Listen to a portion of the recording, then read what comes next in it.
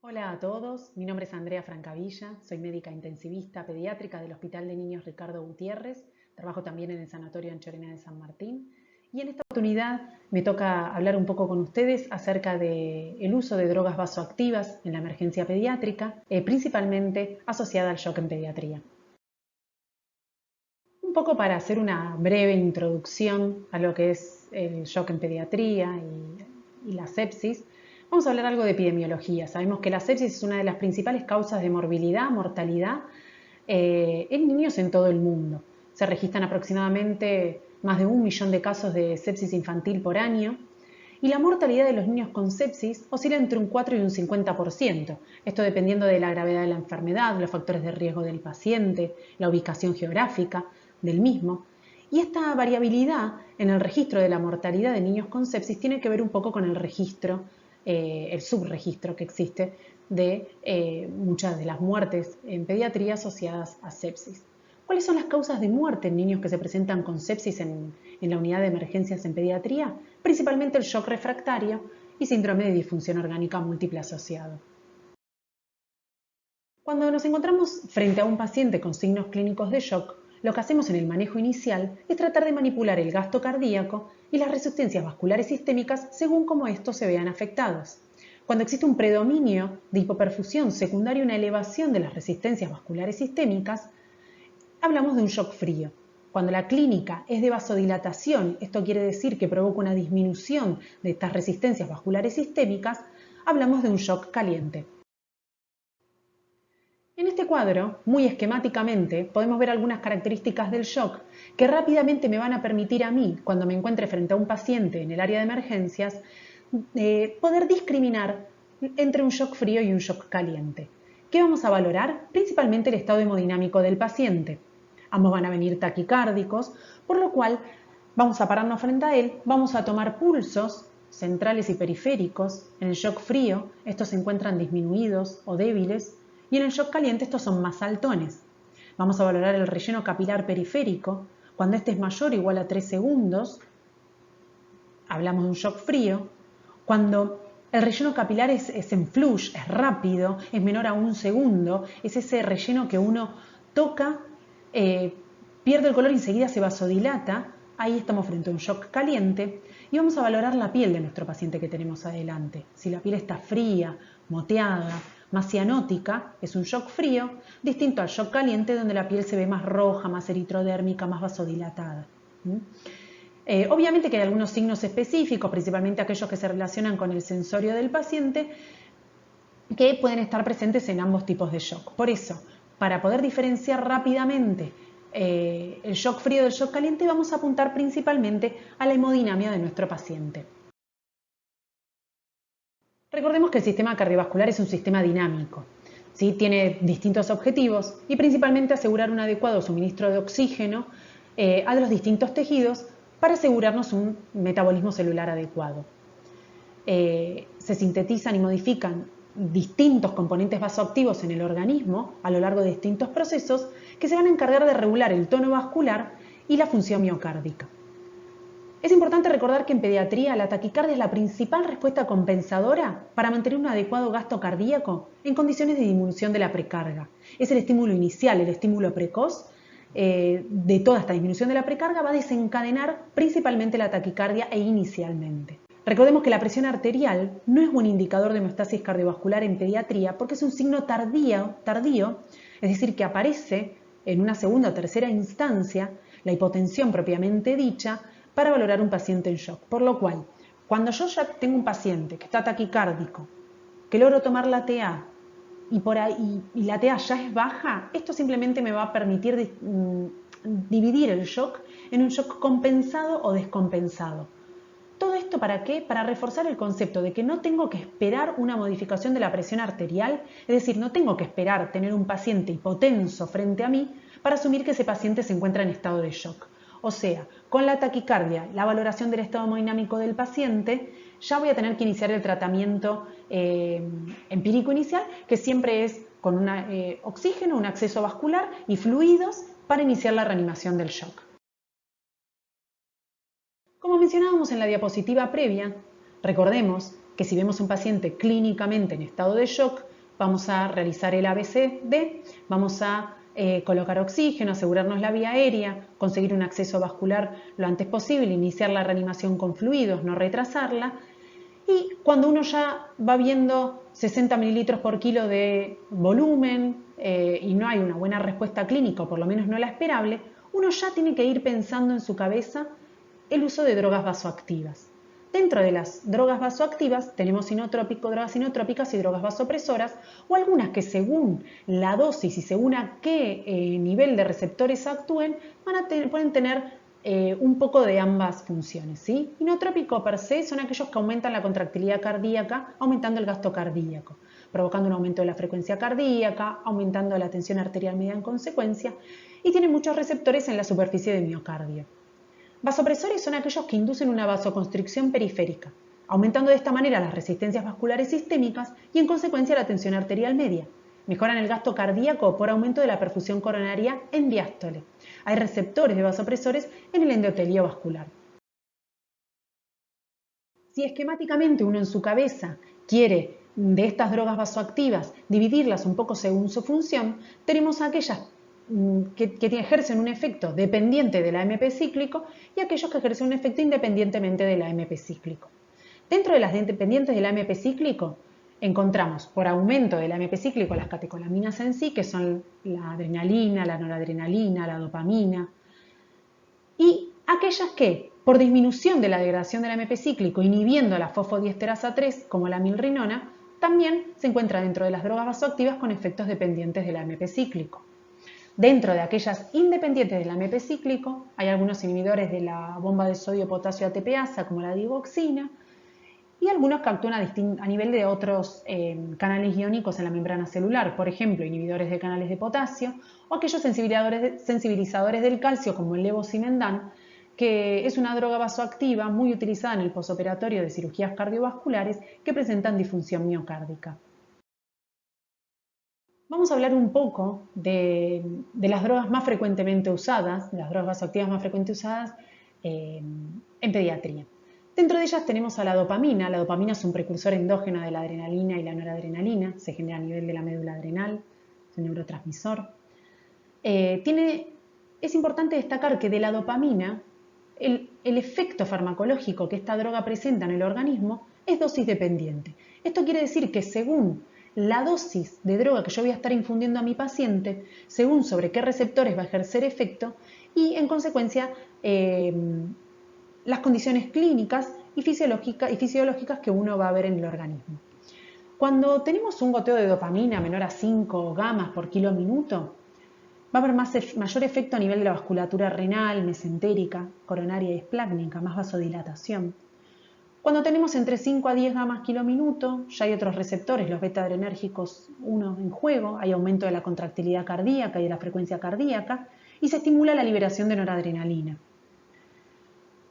A más de 10 gamas por kilo minuto, aparte de actuar sobre los receptores dopaminérgicos, los receptores beta-adrenérgicos, también actúa sobre los alfa, produciendo algo de vasoconstricción arterial y en consecuencia aumento de la tensión arterial. Cuando ya superamos los 20 gamas kilo minuto, aumenta la presión del ventrículo derecho y aumenta la frecuencia cardíaca también.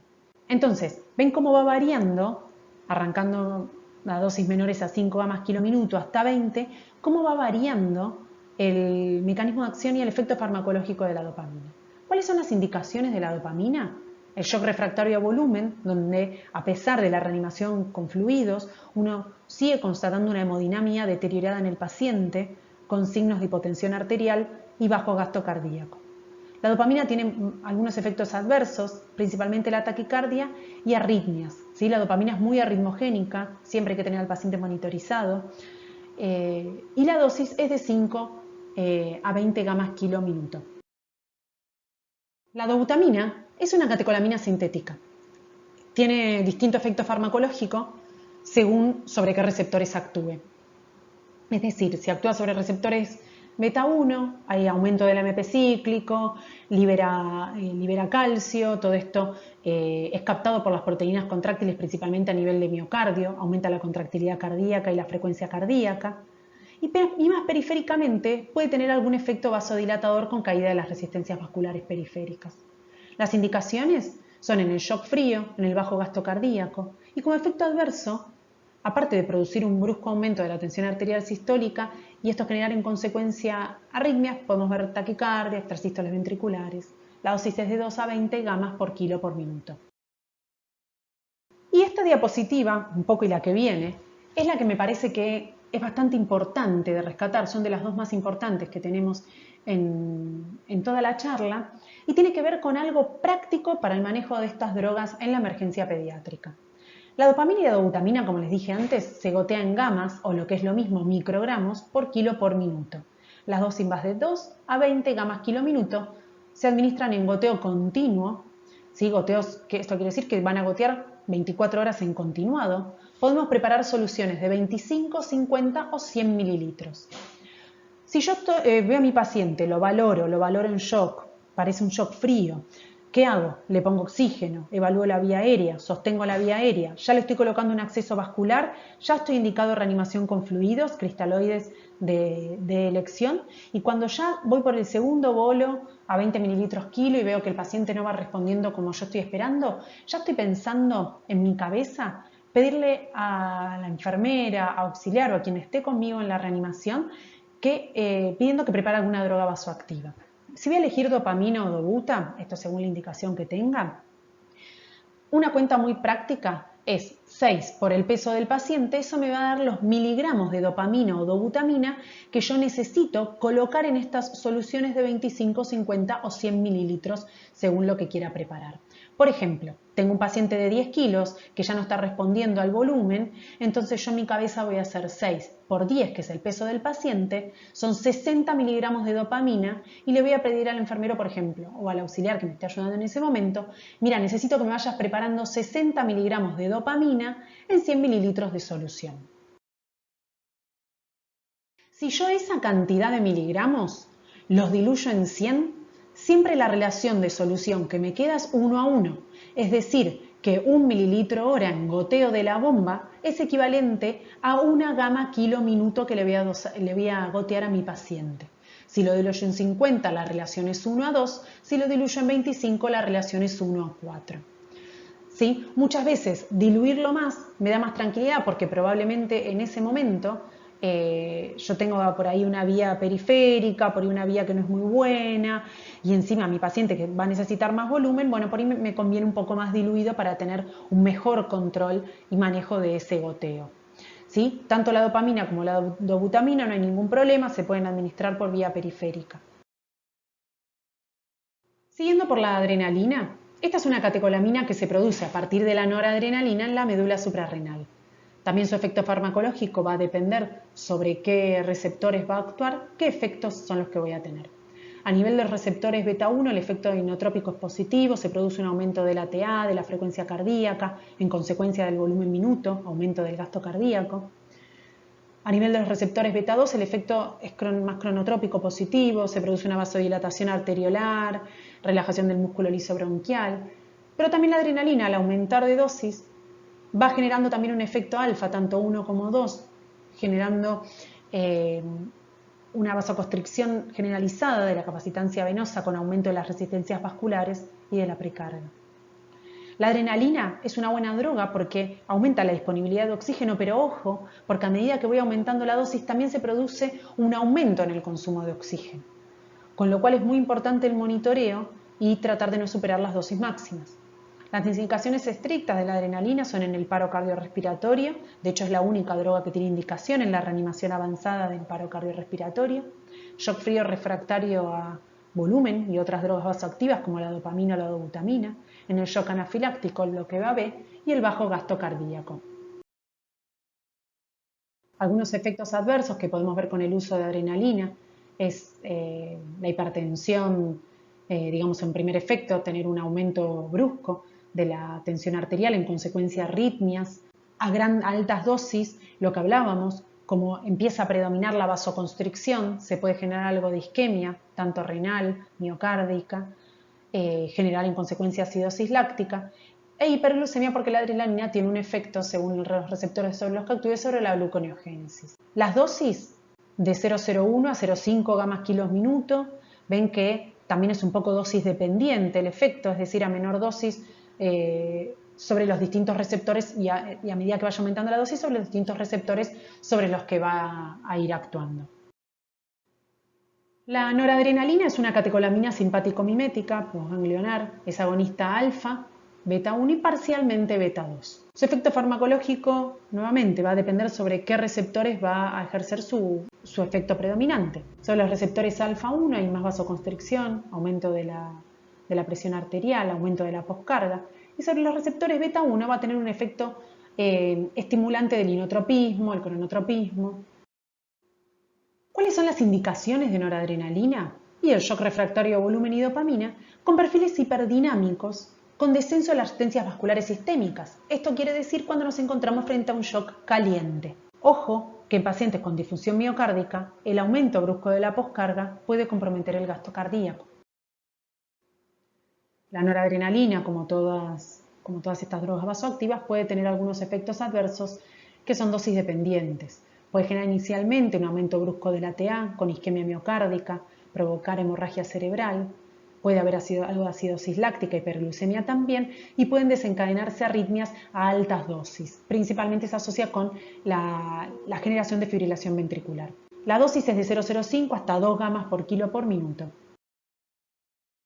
Hablando un poco de la milrinona, recordemos que es un inhibidor de la fosfodiesterasa 3, generando en consecuencia un aumento del AMP cíclico. En realidad, por inhibir la degradación del mismo, tiene un efecto farmacológico, actúa a nivel de la fuerza contráctil del miocardio, genera un aumento de la fuerza contráctil del miocardio con aumento del gasto cardíaco en consecuencia.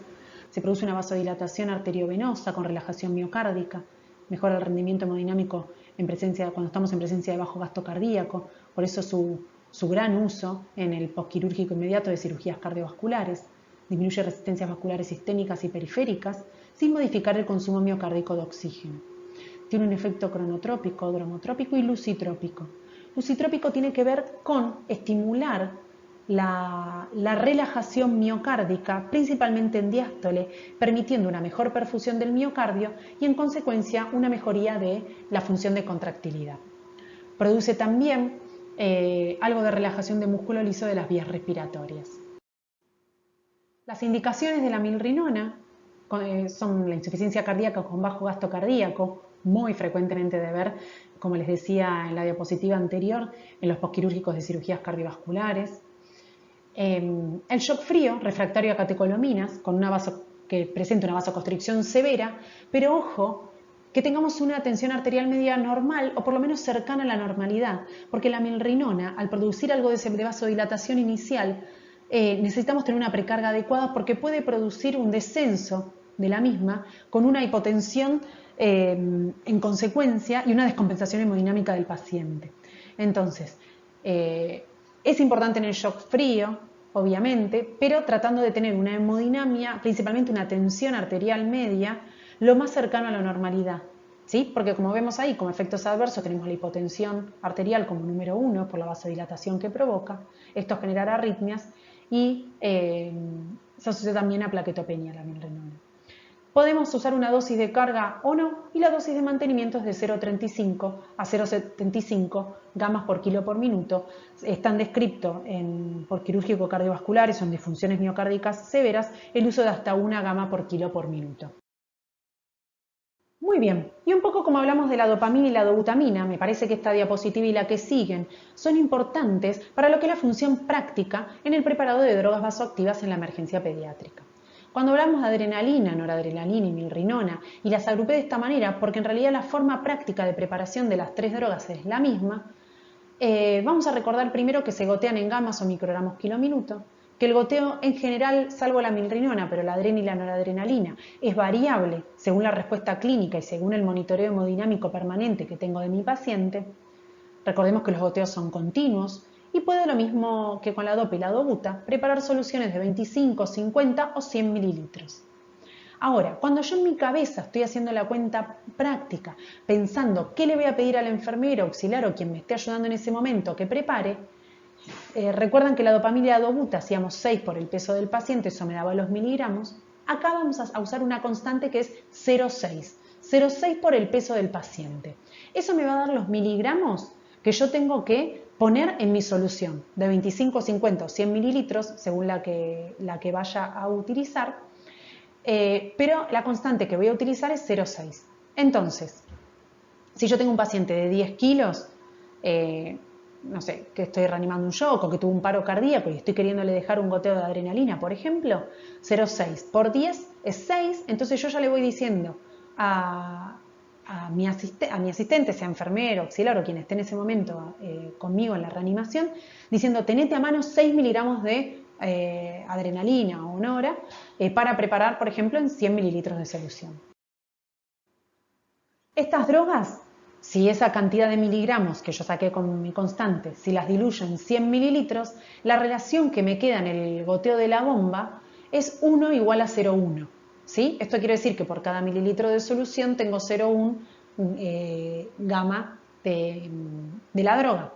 Entonces, 1 mililitro hora en el goteo de la bomba es equivalente a una dosis de 0,1 gamma kilo minuto que le voy a estar goteando a mi paciente. Si diluyo la droga en 50, la relación es 1 igual a 0,2 y si diluyo la droga en 25, la relación es 1 igual a 0,4. Por último, quería dedicarle algunas palabras a la vasopresina. La vasopresina se sintetiza en el hipotálamo como una prohormona.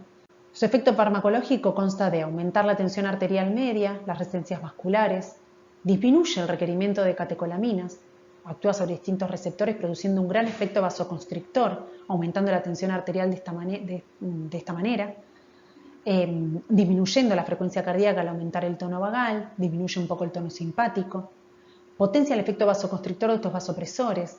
También tiene un efecto vasodilatador, principalmente a nivel de pulmón, cerebro, a nivel de circulación coronaria, por distintos receptores y por otros mecanismos como secreción de óxido nítrico. A nivel renovascular aumenta la diuresis, el clínico de creatinina, tiene algunos efectos endocrinológicos también. Las indicaciones de la vasopresina en realidad sería aquella terapia no convencional en shock séptico refractario en pediatría. Esto quiere decir, tengo al paciente en shock, inicio de la reanimación, fluidos, inicio de drogas vasoactivas, estoy con altas dosis o máximas de drogas vasoactivas y ahí recién uno piensa en el uso de la vasopresina. ¿Por qué? ¿Y por qué no lo usamos de primera elección? Porque tiene muchos efectos adversos, que son dosis dependientes. Como voy a estar potenciando esta droga con otras drogas que también tienen algún efecto vasoconstrictor, que también pueden generar isquemia a nivel de miocardio, isquemia a nivel de otros órganos, como la noradrenalina altas dosis, la adrenalina altas dosis. Entonces, a mayor dosis que use, voy a tener en consecuencia mayor isquemia coronaria, lesiones isquémicas en piel, lesiones isquémicas a nivel periférico, en todo lo que es circulación terminal. Puede haber taquiarritmias, hipoperfusión esplácnica también por isquemia y vasoconstricción, lo mismo a nivel renal, a nivel hepático. Y como les decía anteriormente, todos estos efectos adversos están potenciados si administro la droga con noradrenalina o adrenalina, que es en realidad el momento en el que uno está pensando el uso de la vasopresina. La dosis es de 0,01 a 0,2 unidades kilo hora. La dilución son 100 unidades en 100 mililitros de dextrosado o solución fisiológica. Y eso lo tengo que relacionar siempre con el peso del paciente, pero la relación en la solución es 1 a 1. Bien, y esta última diapositiva me pareció esquemática y un poco a modo de resumen, por lo menos las principales drogas de las que estuvimos hablando a lo largo de la charla, ver el sitio de acción donde actúan, qué efecto predomina más sobre el otro, qué efectos clínicos uno puede ver en el paciente y cuáles son sus usos en el shock en pediatría, que es cuando más frecuentemente uno se tiene que enfrentar al uso de estas drogas. Algo que me olvidé de mencionarles cuando hablaba de la guía práctica de preparación de soluciones, aparte de que quiero que recuerden las dos constantes, 6 para la dopamina y la dobutamina y 0,6 para la noradrenalina, adrenalina, es recordar que todas estas drogas vasoactivas prácticamente pueden diluirse tanto en dextrosado al 5% como en solución fisiológica. La única que tiene un poco menos de efecto, en realidad un efecto más corto, cuando se diluye en solución fisiológica es la noradrenalina. Pero no es que uno lo va a preparar en solución fisiológica y va a perder el efecto, sino que el efecto por ahí está un poco más reducido, la disponibilidad está un poco más reducida. Entonces, me parece importante con esto reforzar, recordar estas constantes para el caso de la emergencia, recordar que lo puedo diluir tanto en solución fisiológica como en dextrosado al 5, y siempre que uno obviamente va a utilizar estas drogas, va a ser con un monitoreo permanente y estricto. Con esto vamos a finalizar esta clase y bueno, nos estaremos encontrando en el foro para responder cualquier duda y consultas. Muchas gracias por la atención.